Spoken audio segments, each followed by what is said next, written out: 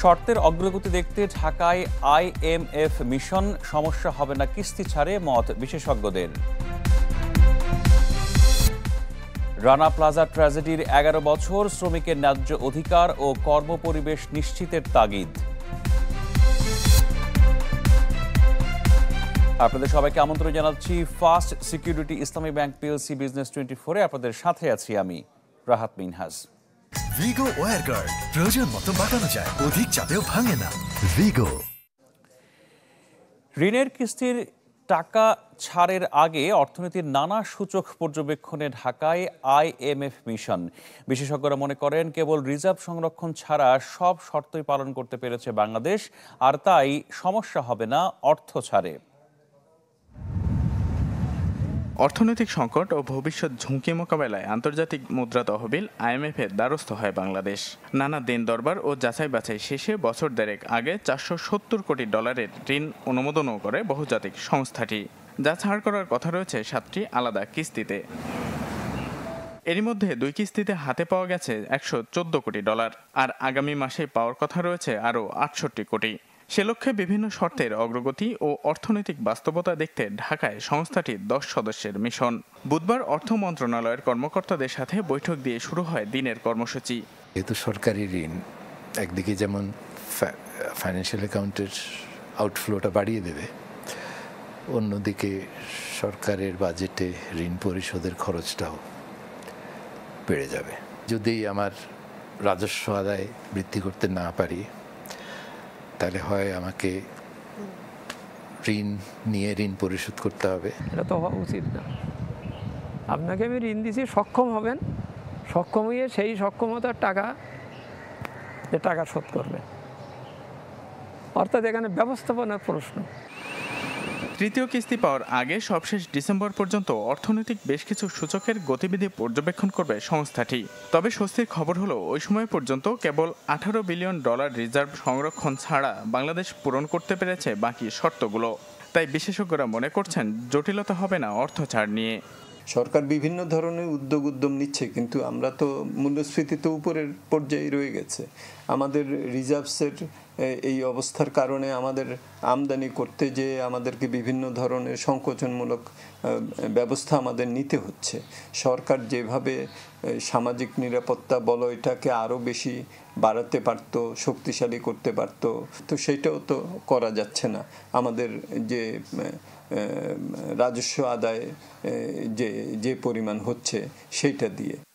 আগামী 8 মে পর্যন্ত অবস্থানকালে বাংলাদেশ ব্যাংক, বাণিজ্য মন্ত্রণালয়, বিদ্যুৎ বিভাগ সহ বিভিন্ন দপ্তরে বৈঠক করবে আইএমএফ মিশন। ইমদাদ হক, চ্যানেল 24, ঢাকা। এদিকে ডলারের বিনিময় হার বাজার ভিত্তিক করার অংশ হিসেবে ক্রলিং পেক বাস্তবায়নের অগ্রগতি নিয়ে কেন্দ্রীয় ব্যাংকের সঙ্গে আলোচনা করেছে আইএমএফ।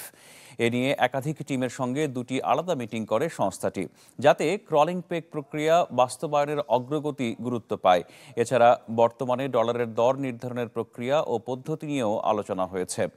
এই মুদ্রার দর বাজার ভিত্তিক করার শর্ত দেয়া হলেও তা পুরোপুরি সম্ভব নয় বলে মনে করে বাংলাদেশ ব্যাংক।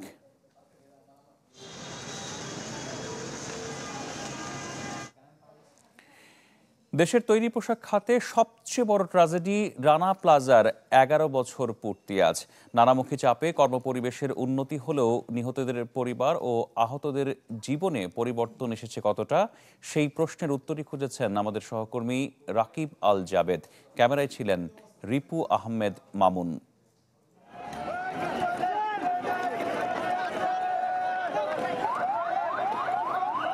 24 এপ্রিল 2013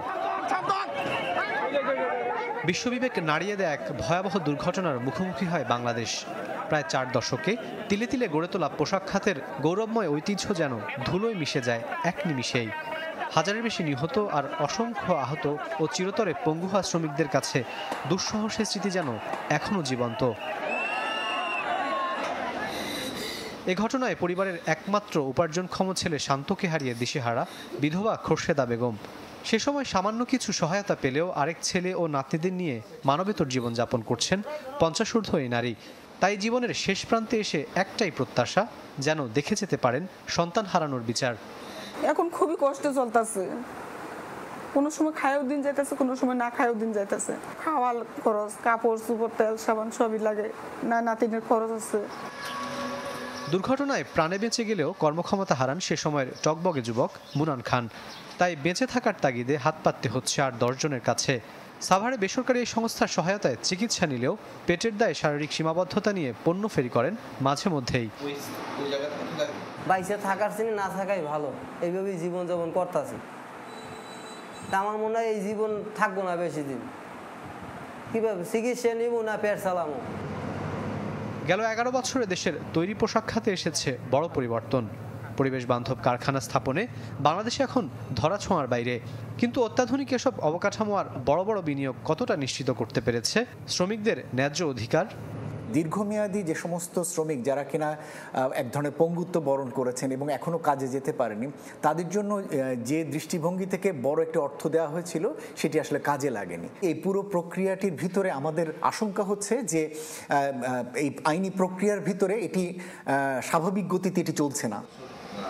উদ্যোক্তারা মনে করেন বাংলাদেশের পোশাক খাত এখন আগামীর বিশ্বে নেতৃত্ব দিতে সক্ষম, যার উপর দাঁড়িয়ে রচিত হবে 2041 সালের উন্নত বাংলাদেশের স্বপ্ন। বিজিএমই এর সফল নেতৃত্ব এবং সরকারের সফল নেতৃত্ব মিলে এবং ব্র্যান্ডগুলোর আমাদের উপরে আস্থা, এই তিনটা জিনিস একত্রে কিন্তু আমাদেরকে আজকে এই জায়গায় নিয়ে এসেছে। এখন পৃথিবীর যে কোনো দেশের থেকে আমাদের ইন্ডাস্ট্রি কিন্তু ভালো, আমাদের কোয়ালিটি ভালো, আমাদের অন টাইম শিপমেন্ট ভালো। আইএলওর হিসাবে ওই দুর্ঘটনায় নিহত হন 1132 জন শ্রমিক। দশক পেরিয়ে গেলেও রানা প্লাজা ট্র্যাজেডিতে নিহত শ্রমিকদের স্বজন এবং আহতদের কাছে এখনও দুঃস্বপ্নের মতো এপ্রিলের এই শেষ সময়টা। এই ঘটনার পর বিদেশি ক্রেতাদের চাপ, সরকার এবং খাত সংশ্লিষ্টদের নানামুখী তৎপরতায় অধিকাংশ পোশাক কারখানার কর্মপরিবেশের উন্নয়ন ঘটলেও সাম্প্রতিক এক গবেষণা বলছে যে 20% কারখানা এখনও রয়ে গেছে কর্মপরিবেশের বাইরে। তাই খাত সংশ্লিষ্টরা বলছেন যে অচিরেই এসব কারখানার কর্মপরিবেশের উন্নয়ন ঘটাতে যাতে ভবিষ্যতে এ ধরনের দুর্ঘটনার না ঘটে। রাকিব আল জাভেদ, চ্যানেল 24, সাভার, ঢাকা। পতনের বৃত্ত থেকে কোনোভাবে বের হতে পারছে না শেয়ার বাজার। ডিএসইর সাধারণ সূচক নেমে যায় 5,500-এর ঘরে। দর্শক, এই পর্যায়ে আমরা সংক্ষেপে জানিয়ে দিব আজকের লেনদেনের খবরাখবর। আমরা দেখতে পাচ্ছি আজকের লেনদেনের খবরাখবর এবং ঢাকা স্টক এক্সচেঞ্জে সূচক 54 পয়েন্ট কমে সূচক দাঁড়িয়েছে 5,578 পয়েন্টে। আর যদি আমরা এর বিস্তারিত ব্যাখ্যায় আমরা আসি, বিস্তারিত ব্যাখ্যা আমরা দেখতে পাচ্ছি যে 79টি শেয়ারের দাম বেড়েছে, কমেছে 274টির, আর অপরিবর্তিত রয়েছে 41টি কোম্পানির শেয়ারের দাম। আর আজকের দিনে মোট লেনদেন ছিল 602 কোটি টাকা। এবার আমরা যাচ্ছি চট্টগ্রাম স্টক এক্সচেঞ্জের খবরে। তা দেখতে পাচ্ছি যে 173 পয়েন্ট সূচক কমে সূচক দাঁড়িয়েছে 15,980-তে এবং সার্বিক যে ব্যাখ্যা, সেই ব্যাখ্যায় আমরা দেখতে পাচ্ছি পরবর্তী যে চিত্র, তাতে আমরা দেখতে পাচ্ছি যে এতে দাম বেড়েছে 41টি কোম্পানির শেয়ারের দাম আর কমেছে 166টির, আর অপরিবর্তিত ছিল 20টি কোম্পানির শেয়ারের দাম। মোট লেনদেন ছিল 26 কোটি টাকা। এই ছিল শেয়ার বাজারের খবর। যাচ্ছি পরবর্তী খবরে। 24 ঘন্টারও কম ব্যবধানে ভরিতে 2099 টাকা কমল স্বর্ণের দাম। বাংলাদেশ জুয়েলার্স সমিতি বাজুসের পাঠানো বিজ্ঞপ্তি অনুযায়ী আজ বিকাল থেকে 22 ক্যারেটের প্রতি ভরি বিক্রি হচ্ছে 1,14,190 টাকা দরে। এর আগে মঙ্গলবার ভরিতে 3,137 টাকা কমিয়ে ভরি প্রতি দাম নির্ধারণ করা হয়েছিল 1,16,290 টাকা। এছাড়া দাম সমন্বয়ের ঘোষণা দেওয়া হয়েছে 21 ও 18 ক্যারেট এবং সনাতনী স্বর্ণের ক্ষেত্রেও।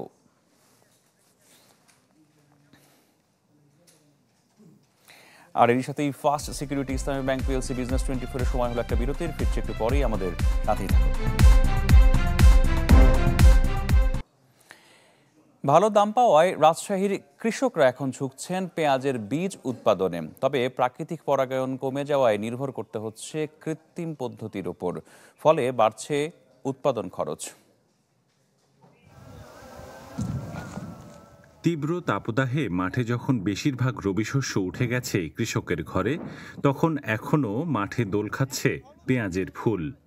প্রায় 5 মাস মাঠে থাকার পর এপ্রিলের শেষ সপ্তাহ থেকে রাজশাহীর কৃষকরা ঘরে তুলতে শুরু করেছেন পেঁয়াজের বীজ। কৃষি সম্প্রসারণ অধিদপ্তরের তথ্য বলছে, চলতি বছর রাজশাহীতে পেঁয়াজ বীজ আবাদ হয়েছে 283 হেক্টর জমিতে। প্রতি বিঘায় যেখানে মিলছে 80 কেজি পর্যন্ত বীজ, যা আগের বছরের তুলনায় অন্তত 15 কেজি বেশি। সংশ্লিষ্টরা বলছেন, শীতকালীন পেঁয়াজ বীজ তাহেরপুরি ও বাড়ি পেঁয়াজ 1 এর উৎপাদন রাজশাহী জেলায় বেশি। চেষ্টা চলছে গ্রীষ্মকালীন পেঁয়াজ বীজ উৎপাদনেরও। কৃষক দেখছে যে পেঁয়াজ বীজ উৎপাদন করাও একটি লাভজনক ফসল, তারই ধারাবাহিকতা তারা পেঁয়াজ বীজ উৎপাদনে আগ্রহী হয়ে উঠছে। আর এছাড়া রাজশাহী বরেন্দ্র এলাকা, এই বরেন্দ্রর মাটি কিন্তু পেঁয়াজ বীজ উৎপাদনের জন্য অনেক ভালো। গবেষণা বলছে, জলবায়ুর পরিবর্তন সহ নানা কারণে কমেছে প্রাকৃতিক পরাগায়ন। কৃত্রিম পরাগায়নে যাচ্ছে বাড়তি সময় ও ব্যয়। পরাগায়িত হয় এরকম যে ফসলগুলো আছে, যেগুলো পলিনেটর এজেন্ট দ্বারা হয়, সেগুলো আসলে ঘাটতি তৈরি হচ্ছে, যার কারণে এটার ফ্রুট সেটে প্রবলেম হচ্ছে। সঠিকভাবে পরাগায়ন না হলে তো ফ্রুট সেট হবে না। পাবনা, সিরাজগঞ্জ সহ দেশের বিভিন্ন এলাকায় সরবরাহ করা হয় রাজশাহীর পেঁয়াজ বীজ। আবরার শাইর, চ্যানেল 24, রাজশাহী। এই ছিল ফার্স্ট সিকিউরিটি ইসলামী ব্যাংক পিএলসি বিজনেস 24 এর এখনকার আয়োজনে। এতক্ষণ সাথে থাকার জন্য ধন্যবাদ সবাইকে।